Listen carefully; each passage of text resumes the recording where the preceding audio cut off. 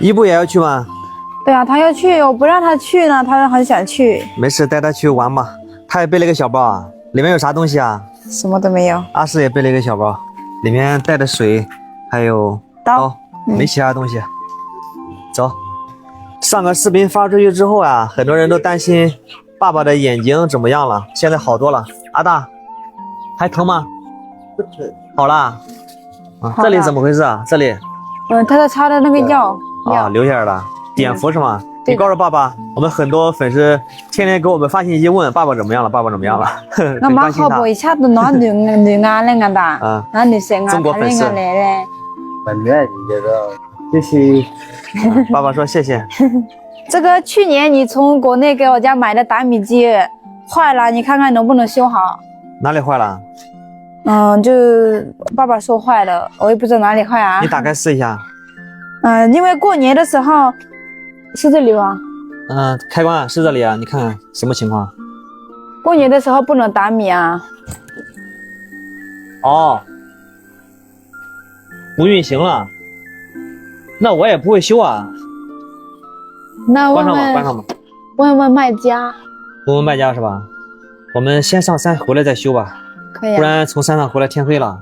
我们村里的老人已经决定好了，9号过年，我跟二姐打个电话，让她提前1天回来啊。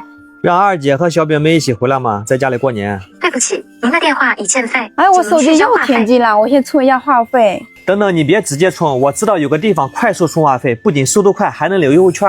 在哪呀？就在抖音商城充值中心，直接点商城进充值中心，或者点评论区就能领取最高4元话费券，你快去看看吧。我们上山回来，我也去看看。小伊布穿拖鞋爬山。现在这个季节12月份了嘛，1月份了，所有的香蕉树啊都变黄了。到明年5月份啊，今年5月份就可以继续割胶了。这里的路真的是太窄了，只能放开2只脚，这边就下去了。我也不知道家里的人是怎么背橡胶的。这是我们家的小木屋，这边是种的菜。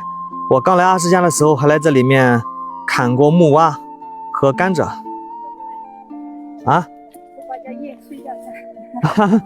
现在就睡觉吗？哎呀，开玩笑的，这么多人睡什么？啊，大家看，有的菜都已经死了、枯萎了，不知道是什么原因，是不是有病啊？啊，没浇水，在这里种菜不是很方便。如果单纯的只是为了来摘菜，就比较费时间，来回要1-2个小时。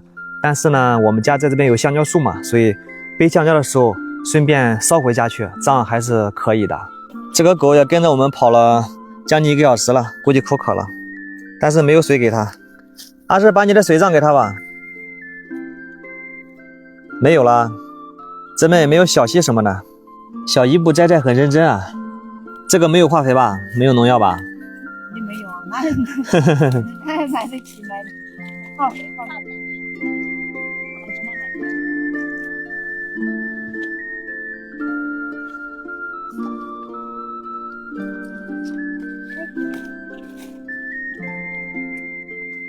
摘完菜在回家的路上，诗诗和伊布有点捡东西。我看看他捡的啥。哎，伊布，我看看什么东西啊？这个啊，这个是什么？是橄榄果是吧？做那个酱吃的是吗？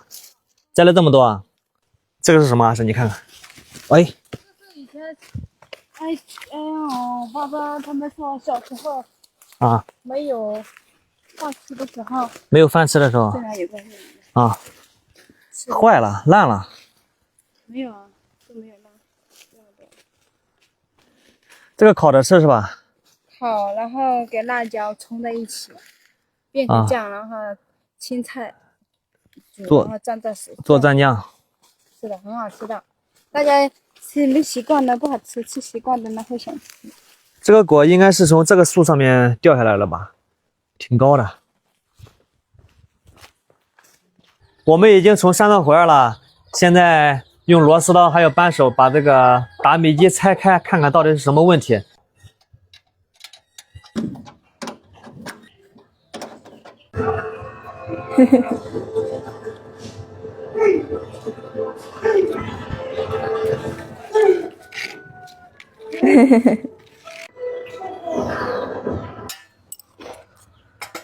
看一下这里好多这个米啊，有可能是卡住了，也有可能是电机皮带松了，还有可能是电机坏了，也有可能是这个坏了。还有一种可能就是这个口开的太大了，我们下次用的时候开小一点点。我的天，肯定是这里卡住的原因，我觉得。对，就这里卡住了，要把它给清理出来。对，就是你看这里堵住了，对吧？嗯，以后用的时候呢，这边出糠的时候要让它顺畅一点点，要不然的话这边会从这边出来的，这边的糠从这边出不去，就会从这里出来。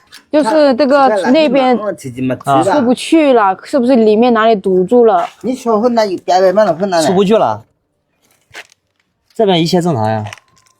就是平时就是那个你说叫的看这个那边出不去他也没有堵住什么，他说。我们试一下就知道了。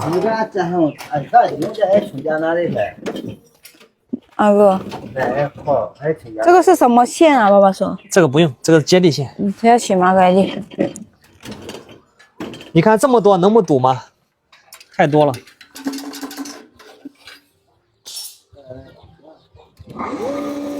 哇，压力越来越大了。这么疼？那个孔是不是也堵住了？对。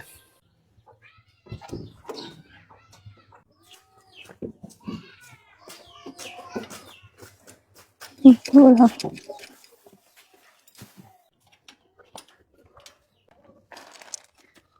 这个是糯米饭，因为过年的时候要打糍粑。已经组装好了，把这个米倒上去试试。慢慢的让它运行，不要打得太快。